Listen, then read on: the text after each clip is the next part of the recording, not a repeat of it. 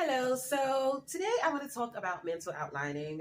I am working on my current whip, which is, we won't get into the title, but we'll refer to it as Kingston and Charlotte.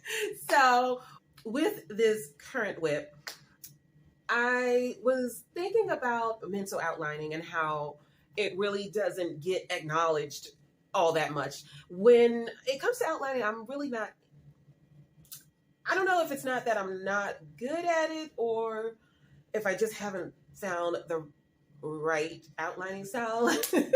But as I write more and more, I am finding myself outlining before I start writing. But it's no particular style that I'm sticking with. I mean, each time I do it, it's completely different. And I'm just adding to it, picking up things that I see here and there, and I add that to my style. But anyway, I wanted to talk about mental outlining because I noticed that when I don't do the mental outlining and allow that to ruminate for a reasonable time, I end up having trouble starting the first draft. Usually, and that's how I can tell if I haven't allowed the idea to settle in my head for a reasonable time, because then when I go to write it, I can usually write like a chapter or two, but then it just starts to become tedious and feel too much like a 9 to 5, okay? And so, yes, I need to work out a mental outline before I write, whether it's handwriting it or on the computer. Before I do any of that, I need to allow a story to sit in my head for some time. And I'm starting to realize that usually like 6 months to a year is best for me. But like if I think of an idea right now and then I attempt to write it, it will be a struggle for me, okay? It will not work out for me, okay? And then I'll end up abandoning it, But usually whenever I think of an idea, I'll either handwrite it in one of my note-taking journals, or I will create a Google Doc for it. If I have enough ideas that it's worth me taking that extra step, I'll do that. But I found that when I was working on this one, I had another idea that had been sitting in my head for quite some time, and for some reason, I skipped that idea because I thought that was going to be my next writing project. But I skipped it and started working on this one because this one felt more exciting to me.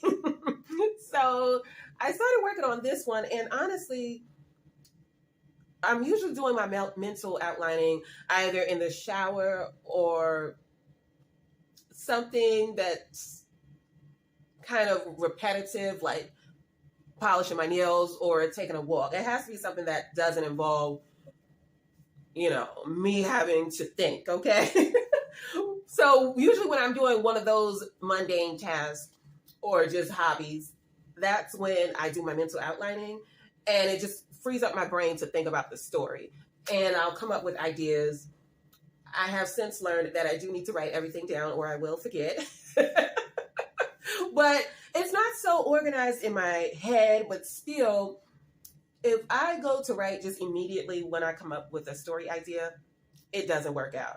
It does not work out for me, okay? When I was thinking about mental outlining, I came across this article I think it was on oprahdaily.com, and it was talking about different words. And so once I have a good bit where I feel like I know the characters enough to start working on it, that's when I will start drafting. And typically when I draft, I don't do much of a written out outline. And that probably works for and against me. You can argue both, and I wouldn't disagree with you. But I do try to have the main plots thought out. So I try to have a primary, secondary, and tertiary plot. Sometimes I will just have 2 plots when I start writing. And then as I get to know the characters better, then that third one will come to me. but I don't try to force anything. However, there's something to be said about thinking on your story before you go to write it, because a lot of the videos that I see on YouTube, they are talking about outlining, especially around this time with NaNoWriMo. And I just never took to the outlining. I mean, I read a ton of craft books, okay? There's the K.M. Weiland, there's James Scott Bell, Lisa Cron, I think is the name of one of the people I have. I mean, I have a ton of craft books, and I know Save the Cat is pretty popular. I never could get with that. I mean, it wasn't for me. Although I do like Save the Cat Writes a Novel. I like that one better, but still, I usually will refer to that when I'm already in the writing process and I'm having trouble with a certain scene or what's the next part that should happen here. Then I go to Save the Cat Writes a Novel. And that one actually is pretty helpful when I'm having trouble figuring out what to write next and what makes sense to write next. But there isn't any particular craft book that talks about the outlining that I follow. Like I get bits and pieces from all of them, and then I go from there. I don't, the outline just doesn't stick with me. That process does not stick with me.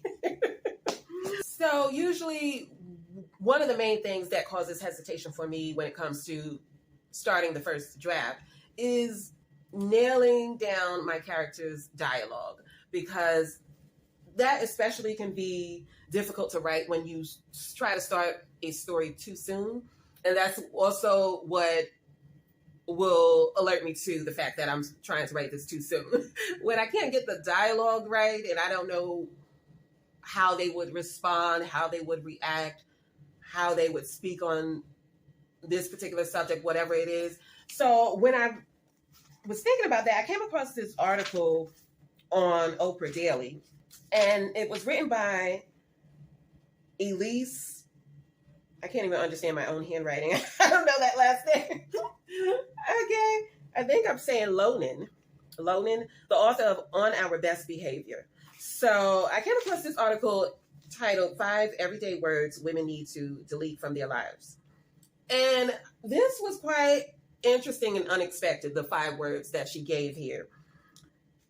And it got me thinking about certain words that I know characters would not use in their vocabulary or their, just everyday speech.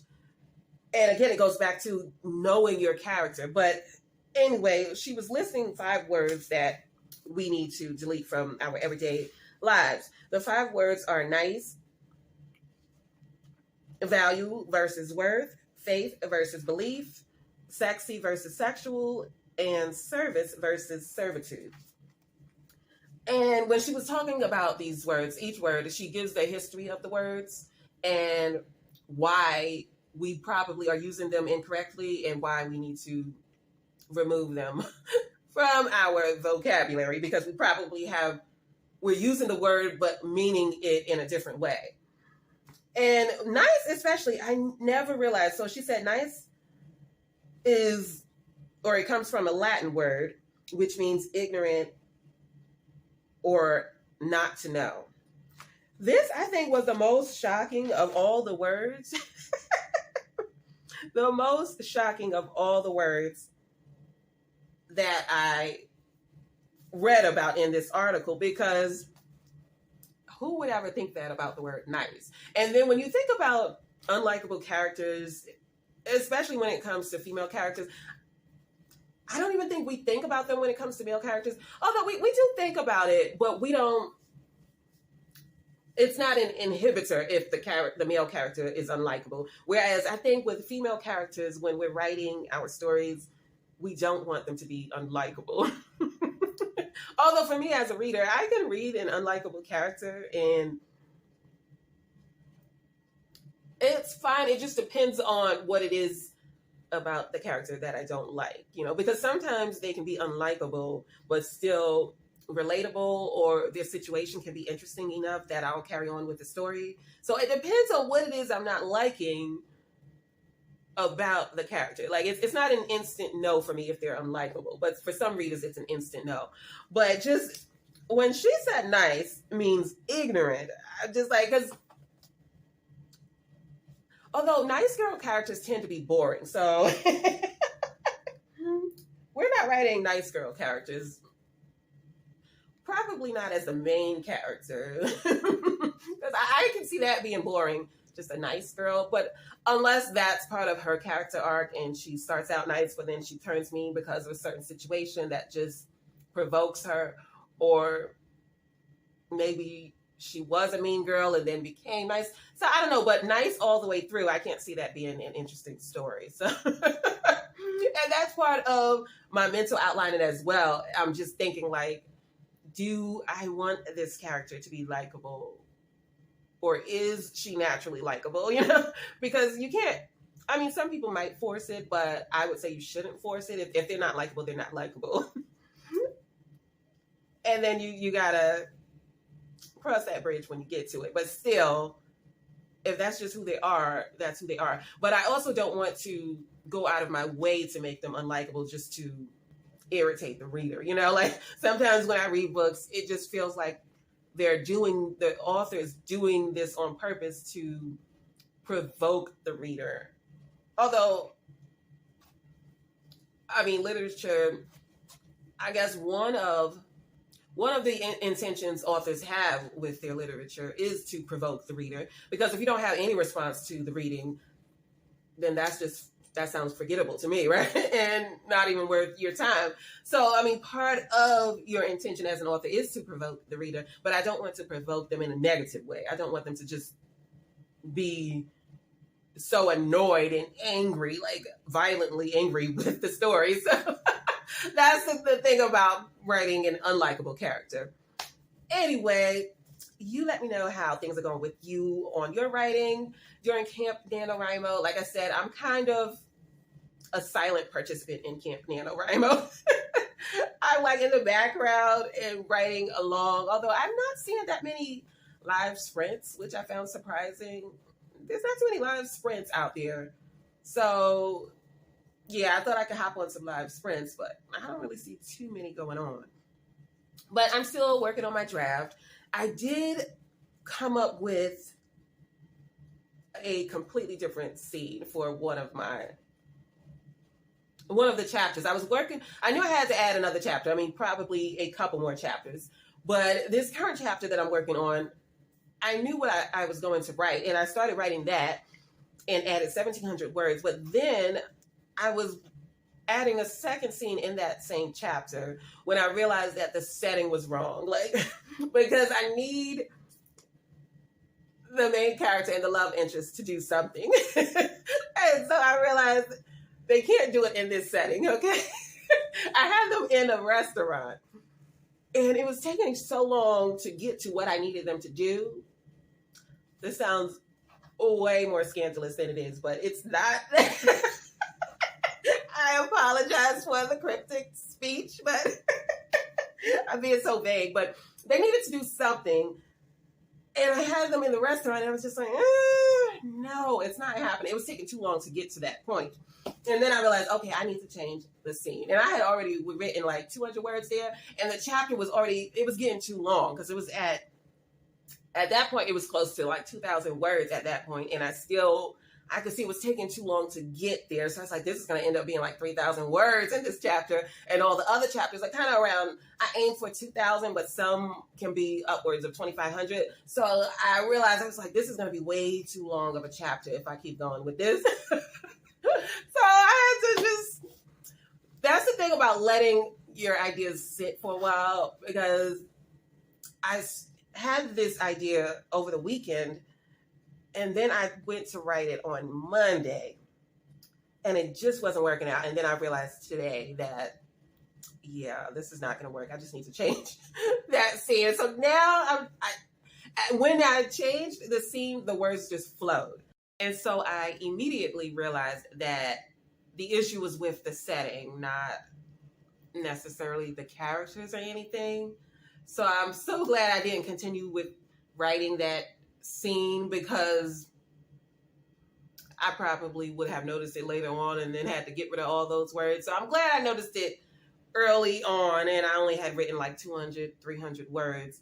And so I could just easily delete those, because I do find that the more I write, the more I'll make an argument to myself not to delete the words. And that's another reason why I tend to underwrite, because if I write too many words, then I'm really going to try to convince myself that they're necessary and nothing needs to change. Okay, so anyway, I'm going to get out of here. Hopefully you enjoyed this video. If you did, give it a like and consider subscribing. Again, I'm going to aim for weekly or bi-weekly releases with this channel. And I'm just taking you along on my writing journey with this current whip. We'll see how this goes. Well, let's hope it goes well. But share your stories with me. Let me know what you're working on for NaNoWriMo, or in general, if you're not participating in NaNoWriMo, or are you a silent participant like me? I mean, I don't know if it's the accountability part or what, but I just don't want to commit. Anyway, let me know what you're doing for the month of July and how your projects are going.